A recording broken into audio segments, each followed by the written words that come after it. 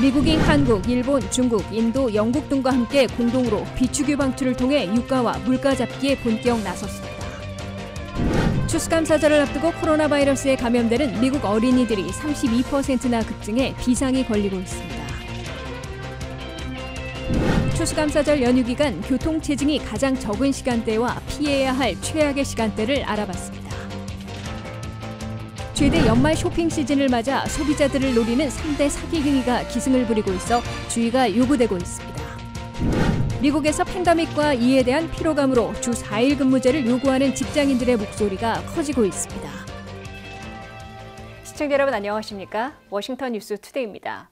미국이 5천만 배럴의 전략 비축유를 방출하는 것을 비롯해 한국, 일본, 중국, 인도, 영국 등과 공동으로 비축유 방출을 통해 유가와 물가 잡기에 전격 나섰습니다. 전략 비축유를 방출하면 보름 안에 주유소의 휘발유 값을 낮출 것으로 보여 30년 만에 물가 급등을 이끌어온 유가 급등부터 잡을지 주목되고 있습니다. 한면태 기자가 보도합니다. 조 바이든 대통령이 30년 만에 물가 급등을 초래한 유가부터 잡기 위해 천재지변 전쟁 때나 꺼내들었던 전략 비축유 방출을 단행했습니다. 바이든 대통령은 미국은 한국과 일본, 인도와 영국 등 동맹국들 그리고 중국과 함께 전략 비축유를 방출해 유가 급등, 나아가 물가 급등을 잡을 것이라고 발표했습니다. So today I'm announcing that the largest ever release from the U.S. Strategic Petroleum Reserve to help provide the supply we need as we recover from this pandemic. 미국은 6억 배럴 이상 비축하고 있는 전략 비축유 가운데 5천만 배럴을 방출키로 했습니다. 한국은 지난 2011년 리비아 사태 때와 비슷한 350만 배럴 안팎을 풀고 인도는 500만 배럴을 방출할 것으로 알려지고 있습니다. 미국은 이번에 방출하는 전략 비축유 5천만 배럴 가운데 3,200만 배럴은 원유를 정유 회사들에게 공급하고 2024년부터 2024년 사이에 반환토록 했습니다. 또한 1,800만 배럴은 이미 판매가 승인된 비축유를 조기에 인도하기로 했습니다. 미국이 5천만 배럴의 비축유를 방출하고 한국과 일본, 중국, 인도, 영국 등도 동시에 비축유를 공급함으로써 원유의 공급량을 대폭 늘려 급등해온 유가를 떨어뜨리겠다는 시도입니다. 미국을 비롯한 각국의 공동 전략 비축유 방출 소식이 이미 전해지면서 국제유가는 약보합세로 전환됐습니다. 10월 말 배럴당 85달러까지 치솟고 최근에도 82달러대에 머물던 국제유가 중에서 서부 텍사스산 중진류는 75달러대까지 떨어졌다가 등락을 거듭하고 있으나 80달러 아래에서 거래되고 있습니다. 전략 비축유를 방출하면 주유소의 휘발유 값을 떨어뜨리는데 대략 보름은 걸릴 것으로 미 언론들은 내다보고 있습니다. 이 때문인 듯 미국 내 휘발유 값은 전국 평균이 3달러 40센트로 아직 큰 폭의 하락세를 보이지는 않고 있습니다. 다만 1년 전 팬데믹 시절에 갤런당 2달러 11센트에 비하면 현재 60%나 폭등해 있는 것이어서 곧 국제유가와 함께 미국 내 휘발유 값도 다소 떨어질 것으로 예상되고 있습니다. 미국은 30년 만에 물가 급등의 주 요인으로 꼽히고 있는 유가를 잡기 위해 전략 비축유 방출 발표에 앞서 셰일오일 생산에 박차를 가해 오페크보다 많은 하루 40만 배럴씩 더 증산하고 있으며 미 업계의 가격 조작, 담화 폭리 등 불법 행위에 대한 대대적인 단속도 병행하고 있습니다. WKTV 뉴스 한면택입니다. 가족들이 함께 모이는 추수감사절을 앞두고 미국에서 코로나 바이러스에 감염되는 어린이들이 단 2주 만에 32%나 급증해 비상이 걸리고 있습니다. 미국의 전체 감염도 다시 늘고 있는데 어린이 감염이 25%나 차지하고 있고 연휴 기간 더 확산되고 악화되지는 않을까 우려되고 있습니다. 김지수 기자의 보도입니다. 코로나 터널에서 탈출해 일상으로 복귀해온 미국이 유럽 지역에 이어 다시 코로나 감염 급증이 재발되는 비상사태에 빠지고 있습니다. 특히 온 가족이 함께 모이고 여행길에 나서는 땡스기빙 데이를 목전에 두고 코로나 바이러스에 감염되는 어린이들이 급증하고 있습니다. 미국 소아과 아동병원 협회에 따르면 11월 11일부터 18일 사이에 미 전역에서 어린이 14만 명이나 양성 판정을 받았습니다. 이는 전주의 10만 7천 명 감염에 비해 2주 만에 32% 급증한 것으로 이 협회는 경고했습니다. 어린이 감염자들은 미국 전체 신규 감염의 25%를 차지하고 있습니다. CDC의 통계에 따르면 10월 한 달 동안 미 전역에서는 5세에서 11세 사이의 어린이 감염자들이 8,300명이나 중증으로 발병해 입원 치료를 받았으며 그중에서 172명이 목숨을 잃은 것으로 나타났습니다. 미 전체적으로도 11월 들어 코로나 바이러스에 감염되는 케이스가 30%나 급증한 것으로 나타났습니다. 7일 평균 신규 감염자들을 보면 11월 7일에는 7만 1,800여 명이었으나 11월 21일에는 9만 2천여 명으로 급증했습니다. 게다가 11월 21일 7일 평균이 아닌 하루 신규 감염자들은 15만 명을 넘어서 보건당국을 긴장시키고 있습니다. 다만 백신 접종을 완료한 사람들과 백신 접종을 맞지 않은 경우를 비교해보면 신규 감염은 5배, 사망은 13배나 큰 차이를 보이고 있어 아직도 최선의 방법은 백신을 접종하는 것으로 지적되고 있습니다. 5세부터 11세 사이 어린이들에게 백신 접종이 시작돼 전체 대상자 2,800만 명 가운데 현재 10% 정도인 280만 명이 1차 접종을 마친 것으로 집계되고 있습니다. 18세 이상 성인들 모두에게 확대된 부스터샷 추가 접종도 속도를 내고 있습니다. 미 전역에서 1억 8,200만 명이 백신 접종을 완료해 성인의 경우 71%의 접종 완료율을 보이고 있는데 그중 3,100만 명이 부스터샷을 맞은 것으로 나타났습니다. WKTV 뉴스 김지수입니다. 내일부터 시작되는 추수감사절 연휴 기간 교통체증이 최악이 될 것이란 보도가 나오고 있습니다. 사회적 거리 두기로 가족을 만나기 쉽지 않았던 지난해에 비해 올해는 5,300만 명 이상이 여행길에 오를 것으로 예상되기 때문인데요. 교통체증이 적은 가장 좋은 시간대와 피해야 할 최악의 시간대를 박남주 기자가 알아봤습니다. 올해 추수감사절 여행객이 팬데믹 이전 수준으로 회복할 거라는 예상이 나오면서 대이동에 따른 교통체증이 다시 재현될 거라는 보도가 나오고 있습니다. 미국 자동차협회 AAA는 올해 추수감사절 여행객을 5,300만 명 이상이 될 것으로 내다봤습니다.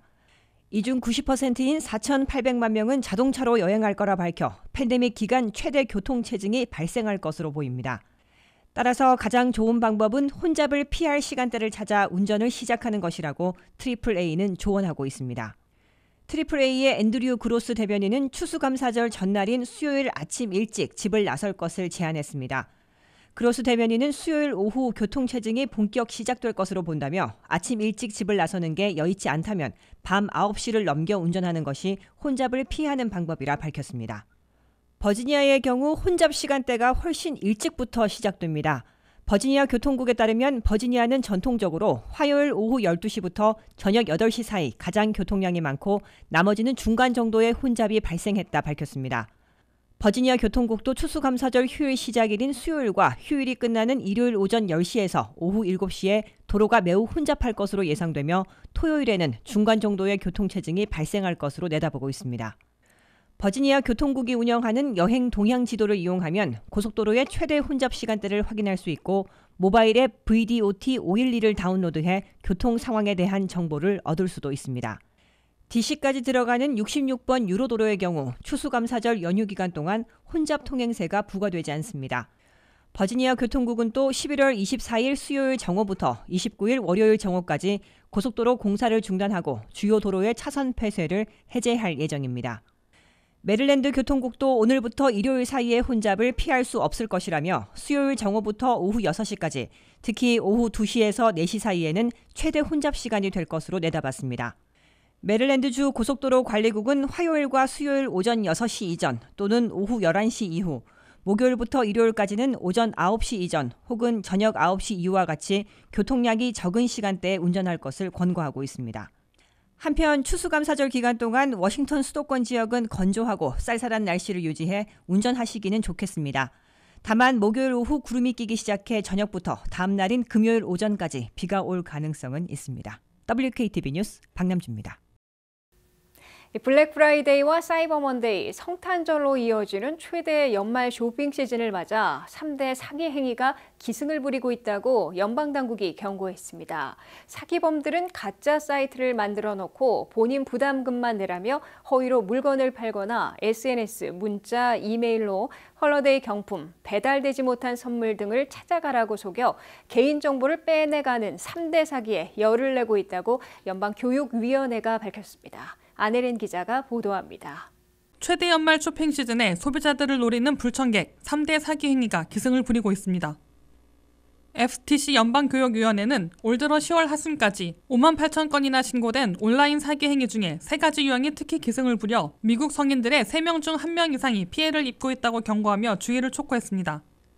첫째로 가장 흔한 사기 행위는 가짜 소매점, 허위 웹사이트를 차려놓고 선물이나 경품을 주겠다고 속여 본인 부담금만 가로채는 수법입니다.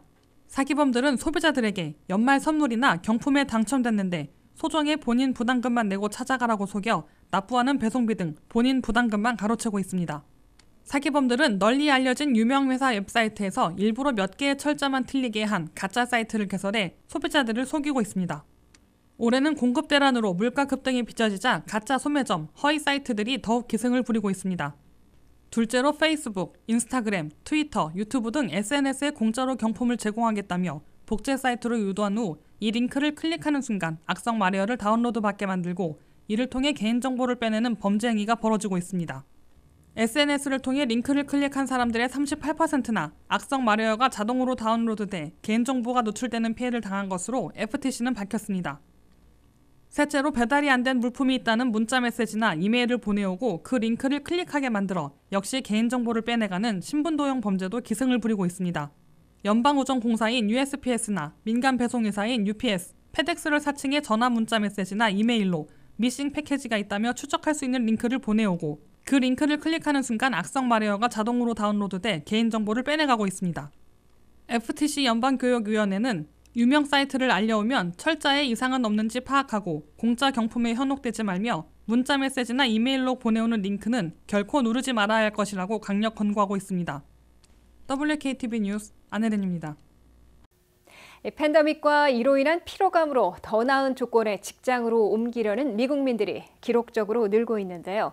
이에 따라 주 4일 근무제가 생각보다 빨리 자리 잡을 수도 있다는 의견이 나오고 있습니다. 최근 직장을 그만둔 사람들을 대상으로 한 설문조사에서 이전 직장에서 주 4일 근무를 제안했다면 계속 일을 했겠냐는 질문에 32%가 그렇다고 답했습니다. 또한 응답자의 80%는 지지 의사를 밝혔고 반대한다는 의견은 3%에 그쳤습니다. 미국에서 팬데믹과 이에 대한 과로로 번아웃을 호소하는 직장인들이 늘어나면서 주 4일 근무제를 요구하는 목소리가 커지고 있습니다. 미국의 노동자들은 8월에만 430만 명, 9월에도 440만 명이 직장을 떠나 기록적인 이직률을 보이고 있습니다. 산업 전반에 걸쳐 임금을 인상하고 인센티브를 제공함에도 불구하고 많은 기업들이 일할 사람을 구하기 쉽지 않다고 호소하고 있습니다. 금융회사인 제퍼리스가 최근 직장을 그만둔 22세에서 35세 사이의 사람들을 조사한 결과 이전 직장에서 주 4일 근무를 제안했다면 계속 직장을 다녔겠냐는 질문에 32%가 그렇다고 답해 월급을 올려줬더라면 사직하지 않았을 것이라고 답한 비율 42%에 이어 두 번째로 높았습니다. 응답자의 80%는 주 4일 근무를 지지했고 잘 모르겠다고 답한 비율은 3%, 반대한다는 응답자는 3%에 불과했습니다.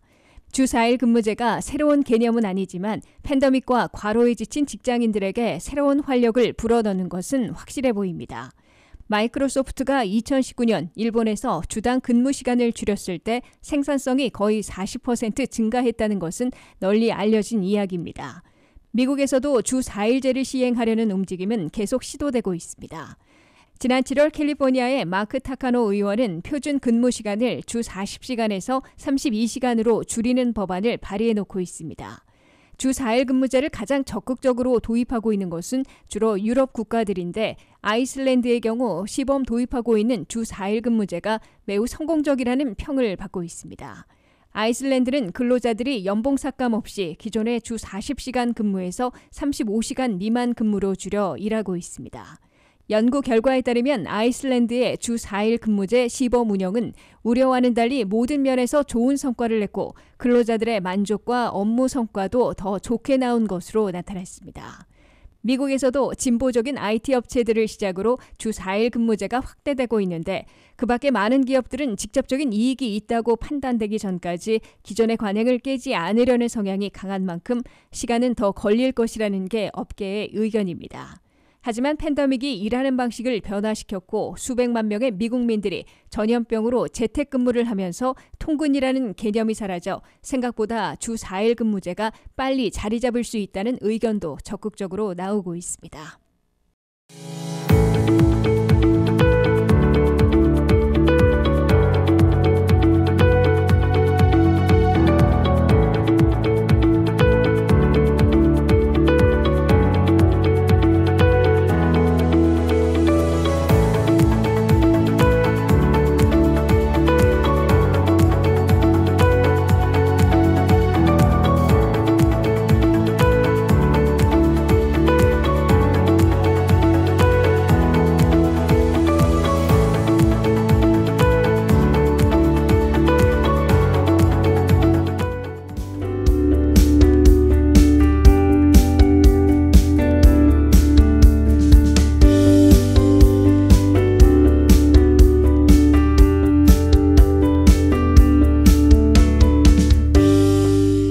워싱턴 뉴스투데이를 마치겠습니다. 시청해주신 여러분 고맙습니다.